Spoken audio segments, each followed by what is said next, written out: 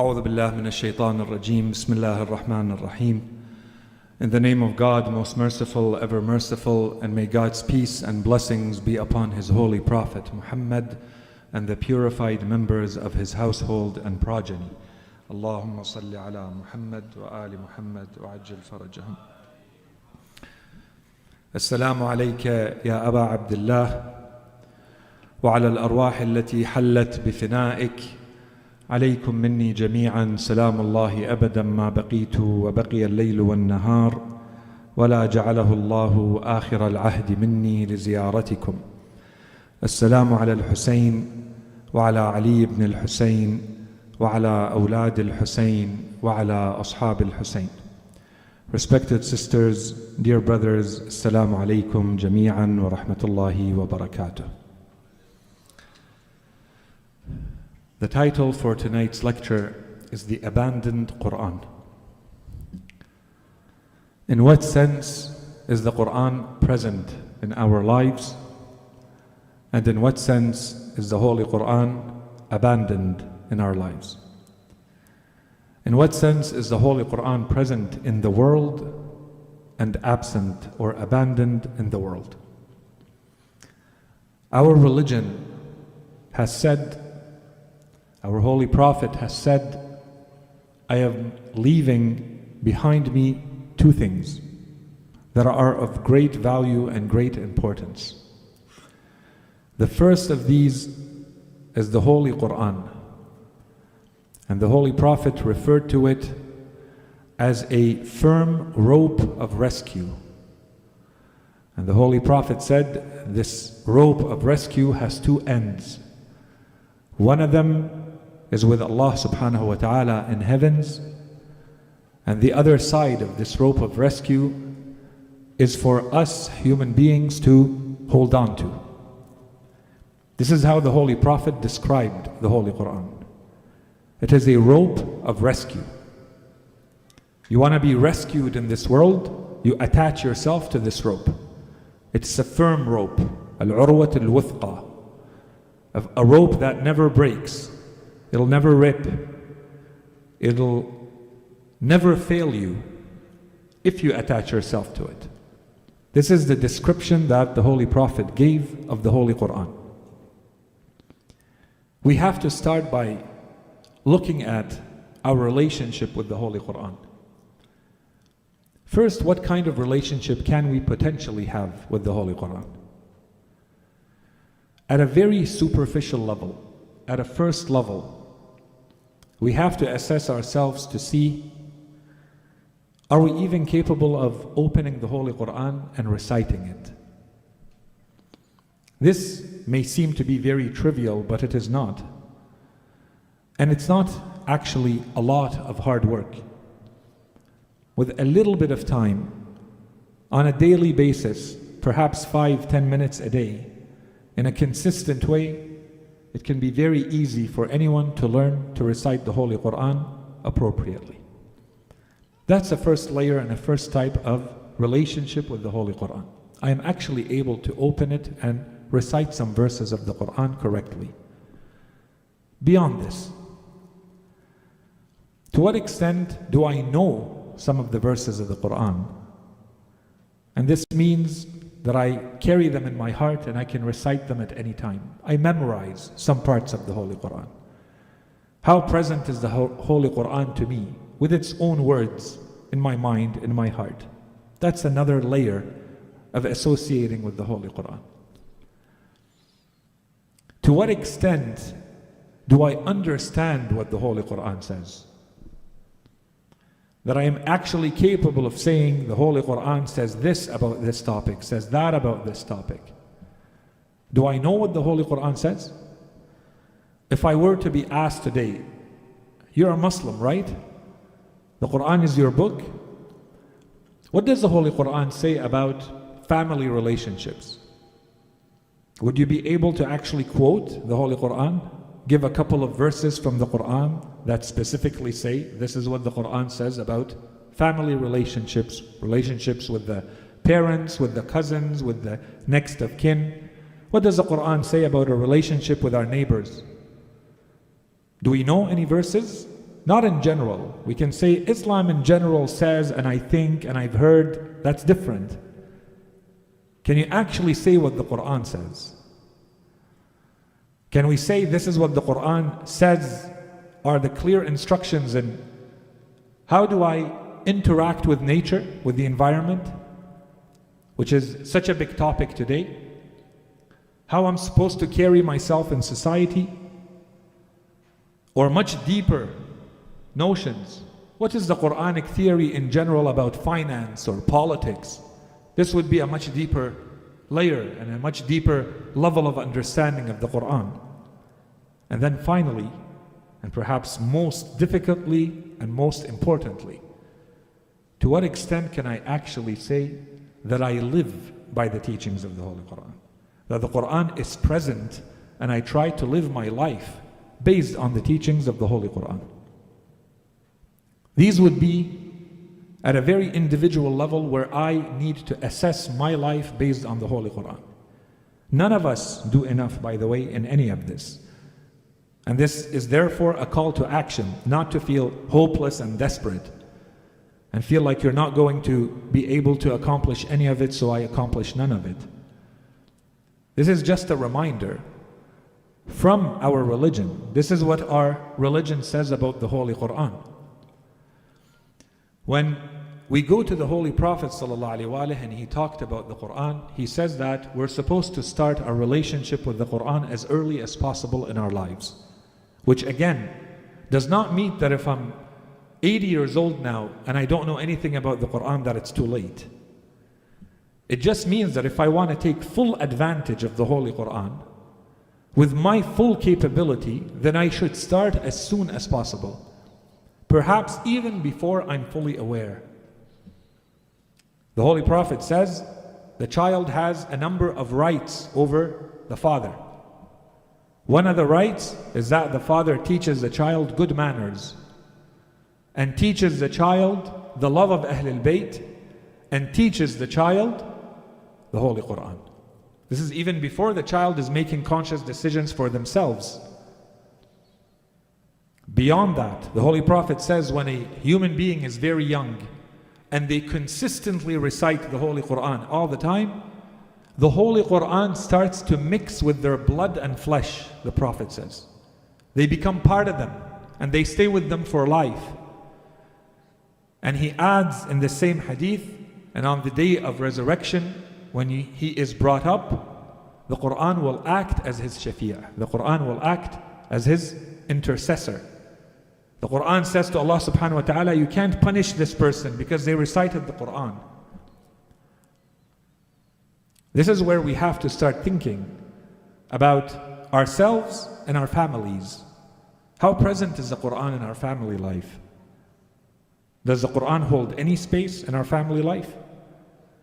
And if it doesn't, we can all, regardless of our age, we can contribute to that. We can create a habit. We can make it a family trend within our family to sit together and recite a few verses of the Quran, or to discuss some of the meanings of the Quran. One verse, one story from the Quran. The Holy Prophet ﷺ says, the house in which the Holy Quran is recited shines to the people of the heavens, the angels, like the stars and the planets shine to the people of the earth. This is what it looks like as a house for the angels. And it pushes away evil, and it keeps the devils away, and it brings the blessings of God. And this is why we have to make an effort individually, and we have to make an effort as families that the Quran has a presence in our lives. There's a lot more that we can say about or ask about how present is the Holy Quran in our communities. How much space does the Holy Quran, the teaching, the understanding of the Holy Quran has in our communities? That could be a topic by itself. How much have we done to present the Holy Quran to the world? I would say not much. I don't know how many of you go to university and spend time in university libraries, specifically libraries. I've spent a lot of time in university libraries. Any library you go to has a section of reference. Reference works are the works that you can't take out, right? They stay in the university at all times. You can't borrow them because anyone might use them at any time. They're your dictionaries and your encyclopedias. No one should be taking these out. They're works of reference. Go to the section about the Quran and the works of reference. You will see a beautiful encyclopedia pretty much in every university. Multiple volumes. I've gone through it. Very well written. Hundreds of scholars, specialists, each of them writing in his field, in her field. Every aspect and every term of the Quran and every term in Islam that is mentioned in the Quran has an entry. 10, 12 volume encyclopedia. Except what is not said in that encyclopedia is that there's an assumption. This whole beautiful work around the Quran has an assumption, which is the person that we call Prophet Muhammad sallallahu alaihi wasallam is in fact a man. Allahumma salli ala Muhammad wa ali Muhammad. He's simply a man who had this genius, who lived in the Arabian Peninsula, and he was aware of the teachings of the Jews and the Christians. And so he took these teachings from the Jews and the Christians and he retold them and translated them to the Arabs of his time based on his own culture and in his own language. This is the version of Quranic teachings that you get in university as a reference tool. Every aspect, every term, every notion of the Quran is presented with this assumption. No one is going to tell you this, by the way. You have to dig for it. This is an example. Why isn't it an Islamic scholar who has their works in the reference section? Where are our Islamic scholars? Those who are capable of studying and being in religious philosophy and religious studies. And so this is where we see that there's a lot of work that we can do, each at our own level. Those of us who are capable of becoming specialists, who are interested in these fields, you see how much work there is. And if you're not a specialist, there's still a lot of work to be done to present the Quran to the rest of the world. More than all of this, when I look at myself and how I interact with the Holy Quran gives indications or levels of interaction with the Quran. This is another test. At one level, I can say I know what's in the Quran. I'm familiar, I have an acquaintance with the Quran. If someone asks me, generally speaking, how many chapters in the Quran, what do they talk about, I've done my homework, I know this. That's one layer. Unfortunately, even that is often missing, which means we got to get to work. But that's a first layer. This is what we've been talking about. All of this is first layer. Second layer. The Holy Quran says there are people when they recite the Holy Quran, they feel pleasure and peace. I have to ask myself, when I recite the Quran, do I feel pleasure and peace? If I don't, I have work to do. I have to get to know the Quran a lot better. There's yet another layer. There's a lot of layers. I'm only mentioning 3 now. There's another layer higher than this one. The Quran says the believer, when he or she recites the Quran, they feel a divine mercy and a healing. When you're feeling down and depressed and lonely and sad and you need healing, do you turn to the Quran? And do you feel that the Quran is healing you? The Quran is very clear. It says, we descend, we reveal from this Quran what is a divine mercy and a healing. ننزل من القرآن ما هو شفاء ورحمة. Condition للمؤمنين. You have to be a believer. If I don't feel that when I'm reciting the Quran, I have work to do. The Quran is very clear. It's not putting any other conditions. If I'm not feeling that, I'm not reciting the Quran, or there's something missing in my relationship with the Quran. So I have to work on that. I want to end this part of the lecture and move on to the next with a line. that deserves a very lengthy discussion that we will not have today. I know all of you will understand the meaning of the line. I want to take that line from the deathbed of our Imam Ali alayhi salam. When Imam Ali alayhi salam is on his deathbed, he leaves a number of wills. This one was written down officially as one of the wills of Imam Ali alayhi salam. And sometimes we say, well, a will may be specific. The Imam was very clear when he stated that will. He initially began this section by saying, this is a will to Imam Hassan and Hussein, and a will to all of my family members, and a will to anyone who hears this will. This is all of us. We want to be the followers of Imam Ali alayhi salam. It's a long will. Inshallah, another day we go through it piece by piece. And at some point the Imam enumerates 10 things in a row. He talks about the orphans, and then he talks about the neighbors, and he says, Allah, Allah bil Quran. فَلَا يَسْبِقَنَّكُمْ بِالْعَمَلِ بِهِ غَيْرُكُمْ. He doesn't say act based on the Quran. He doesn't say learn the Quran. Your Imam, this is Imam Ali alayhi salam on his deathbed. I'm sure any of us would say, I'll do anything you want, just tell me. This is one of the things the Imam says. He says, do not let anyone act before you or more than you when it comes to the Quran. Don't be second when it comes to the Quran. What does this mean? It means everything. It means when it comes to the reciting of the Quran, I should be the best.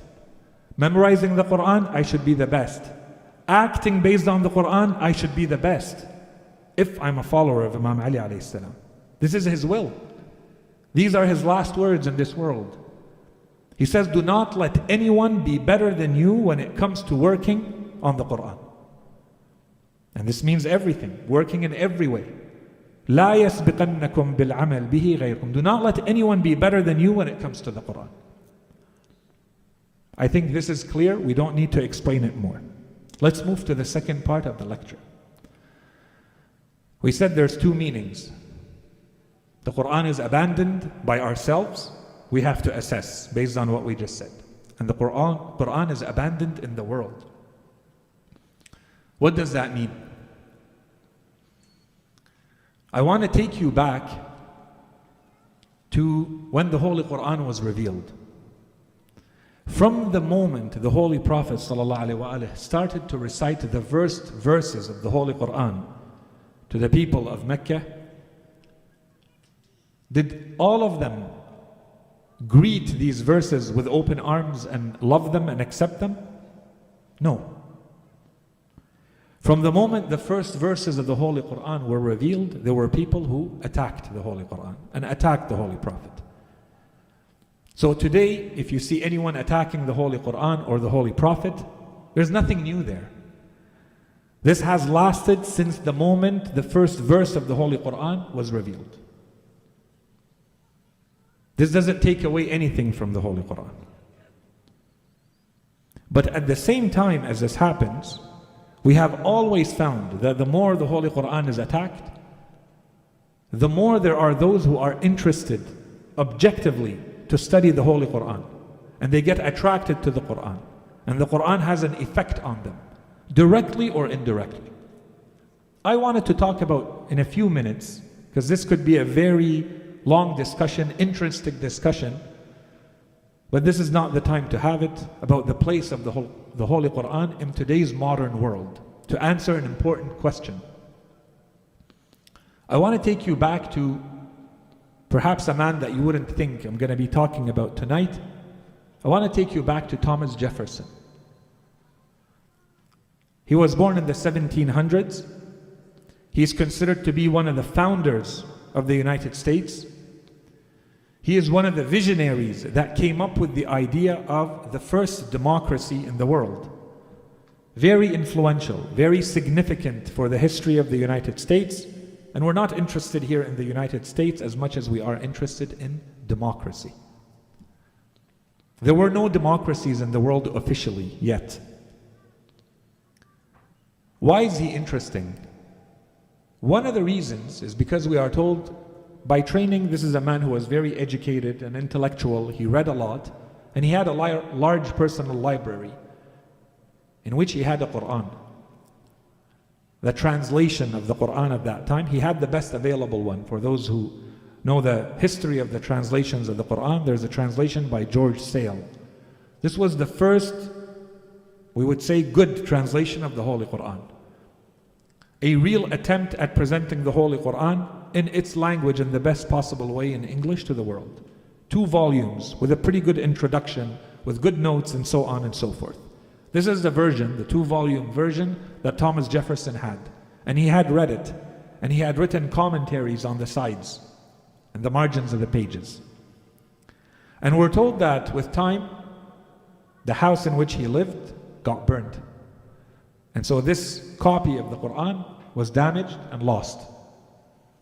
Thomas Jefferson went and bought another copy of the same Quran. And he also added more notes in the footnotes and the margins. And he used them for all sorts of reasons. He was preoccupied and concerned with a very important question in his time. The context of this question is that the majority of the people who had come to the United States, they had come from all sorts of countries in the world, many of them from Europe. Europe was being devastated by religious wars, especially inter-Christian wars between the different denominations of Christianity. You had the Catholics and the Protestants and the Anglicans and everything in between, and more denominations were emerging with time. And every one of these considered himself, herself to be the holder of the ultimate truth, and everyone else was a heretic, misguided, a disbeliever, and so on and so forth, and this led to constant warring. The people who are now in the United States were thinking about this land and how do we make it into a country. They wanted to try to avoid as much as possible those lessons, those mistakes that had led to these types of situations, so that they don't fall into the same mistakes. And so they were hard at work. One of them was Thomas Jefferson. And one of the things that were extremely important to him, and he had really very accurately pinpointed this, is religious freedom. And so he was interested in seeing, after studying the different religions, how do we create a society where people can actually coexist, live together, in a way where everyone keeps their religious freedom, and yet they are all equal citizens of this land. Today, it seems very trivial. At that time, it seemed impossible. A lot of people fought him. Some people fought him because they did not believe in this. Everyone was looking for the truth, and we're going to establish another country where religion is present. Other people fought him because this is simply impossible, not something realistic that we could even aspire to achieve. He maintained his position. He fought really hard for it. And at the end, he was able to pass a law. It was called the Virginia Statute of Religious Freedom, that later would become the First Amendment and would allow people in the United States, and the first democracy in the world, to have religious freedom. Why is this important? Because if we take it back to the initial vision of the people who were creating the modern state, the Western state, in their mind and in their idea, they're trying to answer a question. Today it's a very big question. A lot of people wonder, there's books and conferences about this question. In general, can religion coexist in a modern society or not? That's a very philosophical version of it. And to be even more precise, can Islam coexist in a modern society? Can Islam coexist in a real democracy? If you go back to the 1700s, to the people who were founding the first democracy, their vision of that democracy, it looks like they really spent a lot of time thinking about this very question. This is not a new question. And the answer that he had to this And he explicitly writes this. He didn't keep it general. You go back to his writings and you see he is explicitly talking about people who have a background that is Christian from other denominations, or a background that is Jewish, or a background that is Muslim. He explicitly writes this. And he says all those people are welcome here and they would have equal rights as anyone else. And it goes both ways, he writes. I'm going to read the passage to you that became the law, the Virginia Statute. He says, on one side, the state cannot impose on any of its citizens what to think and what not to think, what to believe and what not to believe when it comes to religion. And on the other side, the state can also not prevent a citizen from adopting any religious point of view and therefore religious actions. The state should not be telling me what to wear if it's truly a modern democracy, if this has anything to do with religion. And the state should not be telling me how to raise my children if this is truly a modern democracy. This would be the implication of this. This is why he writes, no man shall be compelled to frequent or support any religious worship. You can't compel someone, you can't force someone to frequent or support any religious worship, any place or ministry whatsoever, nor shall be enforced, restrained, molested, burdened in his body or his goods, nor shall otherwise suffer on account of his religious opinions or belief. This is what he was writing.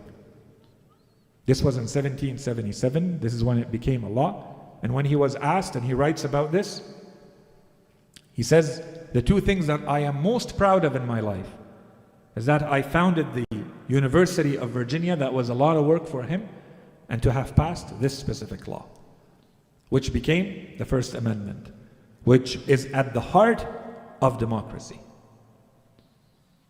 We have a lot of work to do to make sure that the Quran, just like it was present in the life of Thomas Jefferson, and it affected him in this way, and I would argue that perhaps changed the world. Who doesn't want to live in a democracy if these are the conditions that are respected in the democracy? We all say, live and let live. Who wouldn't want this? He changed the world, I would say, forever. And all of this, I would argue again, under the influence of the Holy Quran. We have a lot of work to do to make sure that the Holy Quran does not remain abandoned in the world. And this is a dangerous thing. And if we look at the life of the Holy Prophet ﷺ, every time he is mentioned, every time we talk about the Holy Prophet, if there is one trait that should emerge, it was his mercy and his forgiveness, especially towards his own people, to the world, but to his own nation. In the worst of times, as insulting, as condescending, as harmful as they were to him, we all know the stories when the Holy Prophet went to Ta'if, for instance, leaving the oppression of Mecca behind, trying to find a place where else he could live. He went to Ta'if, where he was attacked from all sides. Pieces of wood, rocks thrown his way, his feet bleeding, his head bleeding. Finally, he lost consciousness. He fell and he lost consciousness. And when he woke up, the angels were there. Allah subhanahu wa ta'ala is telling him, do you want to pray against your people? And he said, no. My God, forgive my people. They do not know any better.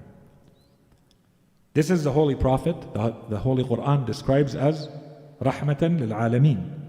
We have only sent you as a mercy to the worlds. The Holy Prophet never complains, right? There is one complaint. Go through the Holy Quran, you will find one complaint of the Holy Prophet. In Surah Al-Furqan, chapter 25, verse 30, the Holy Quran says, on the day of judgment, the Holy Prophet will come to Allah subhanahu wa ta'ala and say, وَقَالَ الرَّسُولُ يَا رَبِّ إِنَّ قَوْمِ اتَّخَذُوا هَذَا الْقُرْآنَ مَهْجُورًا. This is his complaint. My Lord, my people have abandoned this Quran, have deserted this Quran, have left this Quran behind them. This is the complaint of the Holy Prophet. The Holy Quran is not a book that we can only memorize. The Holy Quran is not a piece of art that we hang. The Holy Quran is not just a nice chant and melody. And there's nothing wrong with any of these things, but that's not the Holy Quran. The Holy Quran is a book of guidance. We learn it, we carry it, we understand what it is, we carry it in our hearts. It becomes who we are, and we live by it. This is what the Holy Quran wants from us. This is what the Holy Prophet wants from us. And inshallah, we don't fall in the category of those that the Holy Prophet is complaining about here. When we come to Imam al-Hussein alayhi salam, his entire life is a personification of this attachment to the Quran.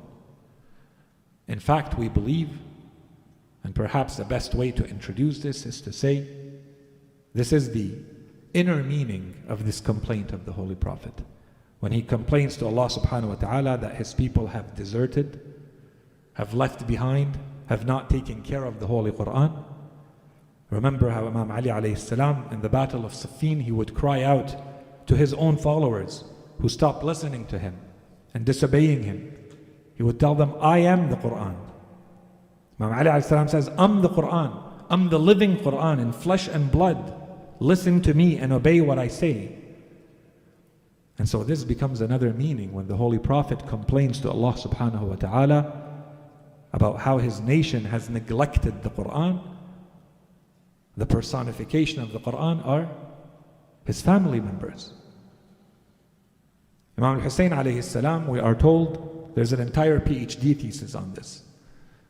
Imam al-Hussein alayhi salam in the time of Muawiyah would hold gatherings where he would teach the Quran. And Muawiyah did everything he can to prevent people from learning the Quran from Imam al-Hussein alayhi salam. Why? There's a lot of people who know the Quran, who teach the Quran, who recite the Quran, even in the time of Muawiyah. No, when it's Imam al-Hussein alayhi salam, it becomes a threat. Imam al-Hussein alayhi salam cannot be allowed to teach the Quran freely. He would send one of his governors and give him instructions to block the ways so that people coming from a far distance to study under Imam al-Hussein alayhi salam and learn the Quran from him would not be able to reach Imam al-Hussein when he was in Medina. This lasted for years. The Imam would hold these gatherings where he would teach the Holy Quran, either explaining verses of the Quran or explaining the narrations of the Prophet by going back to the verses of the Quran. He would use al-Walid ibn Utbah to block the roads so that people can't make it to the gatherings of Imam al-Hussein alayhi salam. And this is something that we notice. The attachment of Imam al-Hussein alayhi salam to the Holy Quran is something that we notice with his companions too. And if we talk about the companions of the Imam and the attachment to the Quran, I cannot but talk especially about a special companion of Imam al-Hussein alayhi salam in Karbala, a man by the name of Habib ibn Mudahir. There are versions to his name that are a little different from the popular version. Habib is accepted, but some say his name is Habib ibn Mudahir or Mutahhar. In any case, we'll use the popular way of saying his name, Habib ibn Mudahir. Who was this man?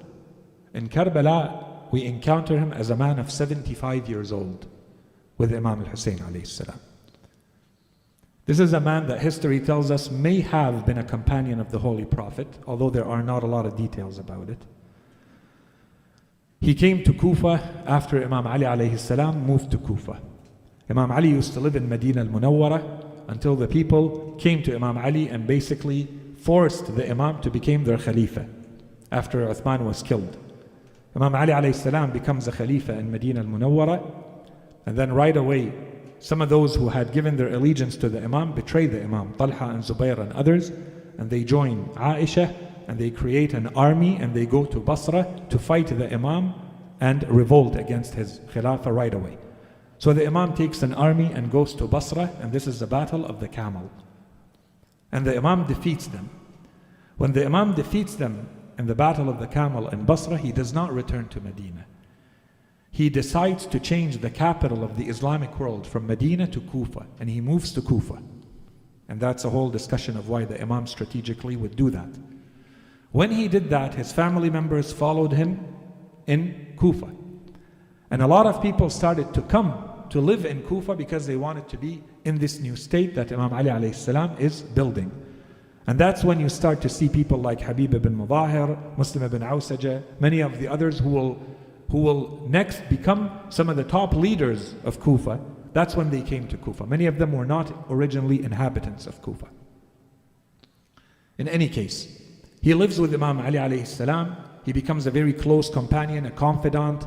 One more like Maytham al-Tammar. I don't have time to go through too much details right now. One more of these very close companions to the Imam who carry the secret knowledge. Right? Ilm al-Manaya wal-Balaya. He is one more of these people. Not every companion of the Imam is like this, by the way. Only a few that the Imam selects. Ammar ibn Yasir, we have narrations that say he is full of belief from the tip of his head to the tip of his toes. He doesn't carry this knowledge of al-Manaya wal-Balaya. Okay, so the Imam chooses carefully who carries these types of knowledge, such as Mitham al-Tammar, such as Habib ibn Mudahir, such as many others, Rushayd al-Hajari, a few others mentioned in the narrations. In any case, we fast forward, this man who was one of the Shurtat al-Khamis under Imam Ali alayhi salam. Sometimes when we say this word in Arabic, people think that they were the police officers of the Thursday. This is not what it means. Shurtat al-Khamis, Imam Ali alayhi salam had an army. And you can imagine the people, some of the commanders, some of the leaders in the army of Imam Ali alayhi salam. Within that army, there are special forces. There's a SWAT team, special forces. They had a special attire that they wore, and they had to be ready 24/7 for the Imam to send them on specific missions. They were very carefully chosen. Al-Khamis here, it means the army. They were the special forces of the army. Al-Khamis comes from Takhmis. The army is made up of 5 parts: the front, the rear, the left, the right, and the center. Okay, so it has nothing to do with Thursday. He was part of them. He was part of those special forces. He fought the 3 battles of Imam Ali alayhi salam with him. Imam Ali alayhi salam is martyred in Kufa. He remains in Kufa. The years go by until Muawiyah dies. He gets together with the leaders of Kufa in the house of Sulaiman ibn Sarad al-Khuza'i, the leader of the repenters, of the Tawabun that we mentioned. Later he would become their leader. They write to Imam al-Hussein alayhi salam. Imam al-Hussein receives their letters when he is in Mecca. He has left Medina, he receives their letters. Muslim ibn Awsaja, Hani ibn Urwa, Habib ibn Mudahir, and others. This is when he dispatches his cousin, Muslim ibn Aqil. He sends him to Kufa to see the affairs. As we said, Muslim lands in Kufa in the house initially of Mukhtar, and then he moves into the houses of Bani Asad.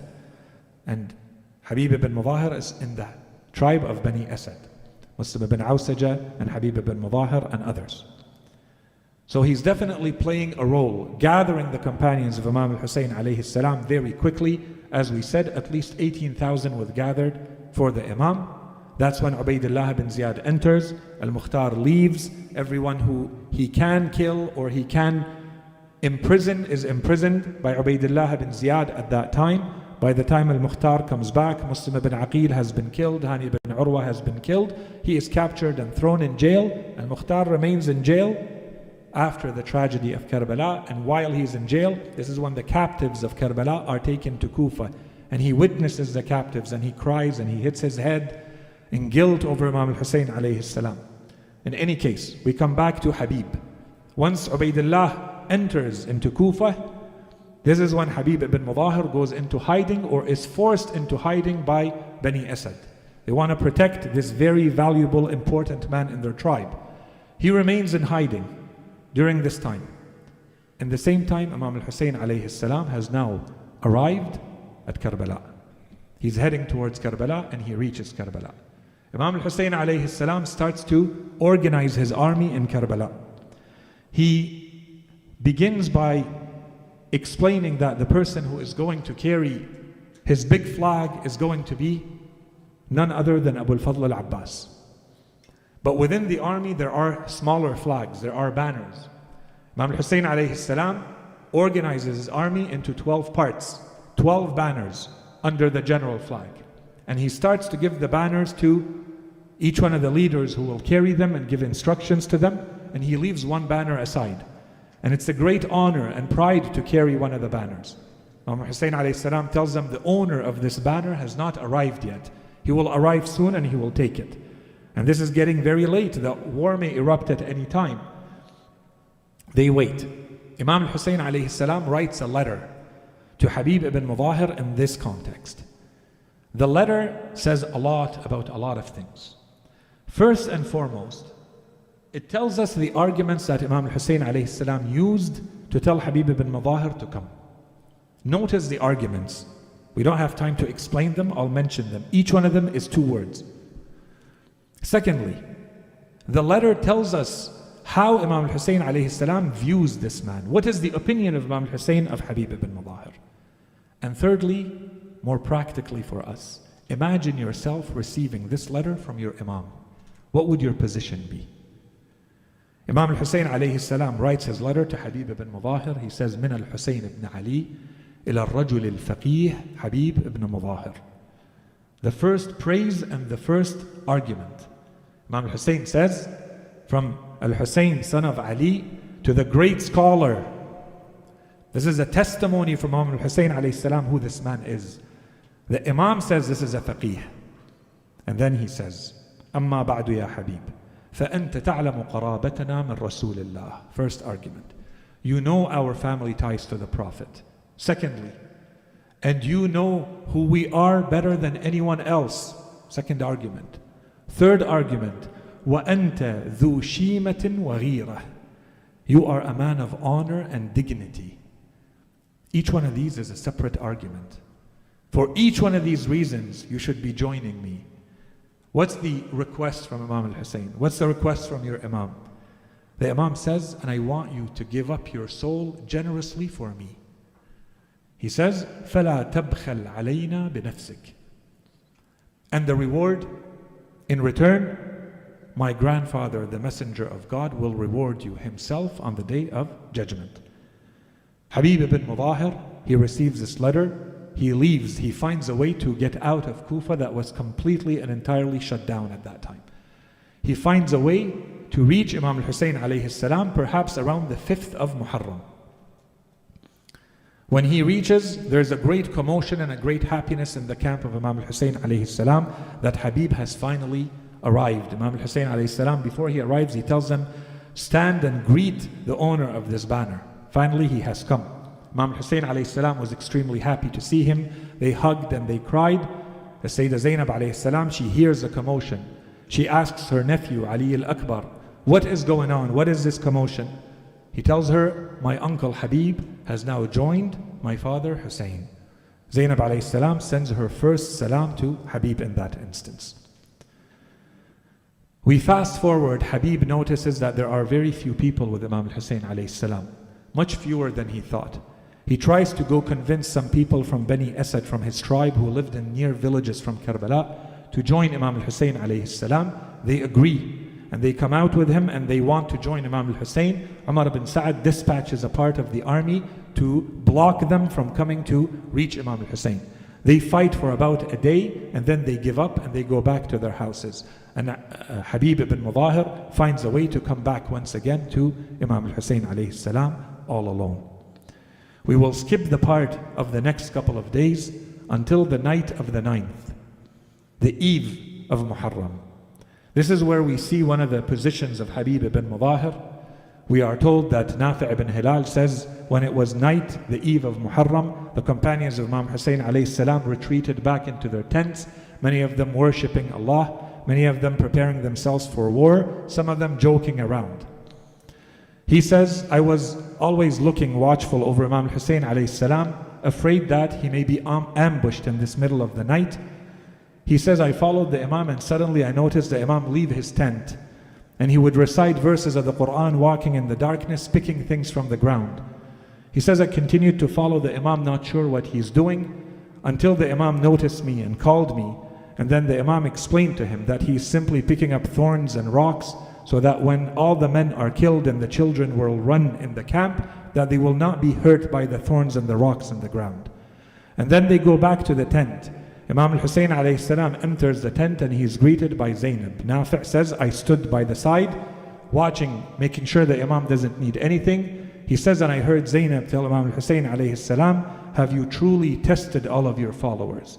Are you sure that they are going to remain with you until the end? And Imam al-Hussein alayhi salam answered her, telling her, I have tested each and every one of them. Their hearts are filled with bravery. And none of them, all of them are going to be more happy to meet their death for my sake than a child who is hungry, who is about to drink their milk. He says, but when I heard these words from Zainab, I started to cry and I got confused and I don't know what to do, that Zainab is not sure of us. So I ran all the way to the leader of the followers of Imam al-Hussein alayhi salam, Shaykh al-Ansar, Habib ibn Mudahir. He was in his tent without a turban, fixing his sword, reciting verses of the Quran. I told him, Uncle Habib, this is not the time to do this. The women in the family of the Holy Prophet are not sure of us. They have doubts about us. So the historians say Habib ibn Mudahir left the tent and stood in the middle of the camp of Imam al-Hussein alayhi salam, and he raised his voice and he said, O warriors of the desert, O lions of the battlefields. And they all came rushing out of their tents, led by Abu al-Fadl al-Abbas. He came out without sandals, without a turban, carrying his sword, saying, Labbayka am ya Habib. We hear and we obey, my uncle Habib. What is it that you need from us?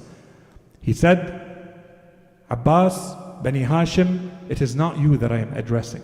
Go back and rest. May God not keep your eyes up at night. Go and rest. I want to talk to the followers and companions of Imam al-Hussein. And then he told them, Zainab and the women and the children, they are unsure of us. They have doubts about us. Let's go and make sure that we make them happy and we appease their hearts.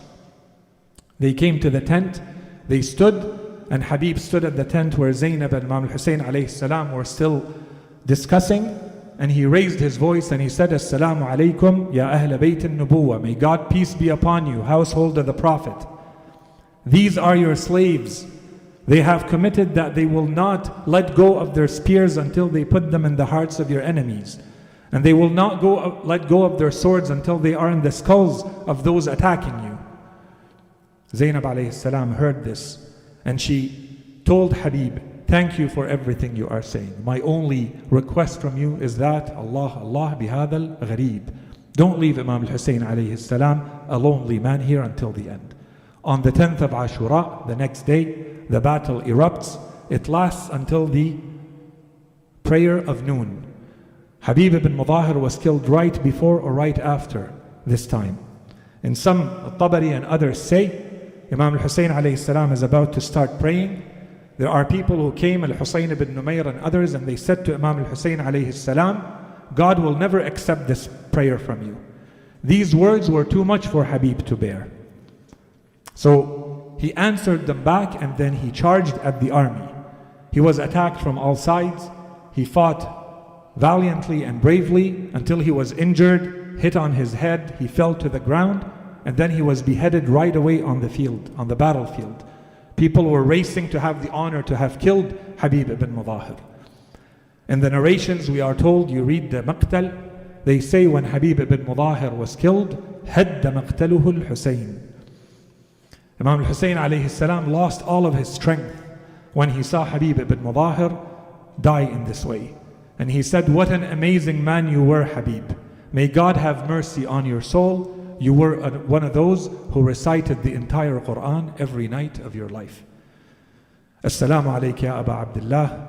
Assalamu ala al-Husayn wa ala Ali ibn al-Husayn wa ala awlad al-Husayn wa ala ashab al-Husayn wa sallallahu ala Sayyidina Muhammadin wa ala alihi al-tayyibin al-tahirin.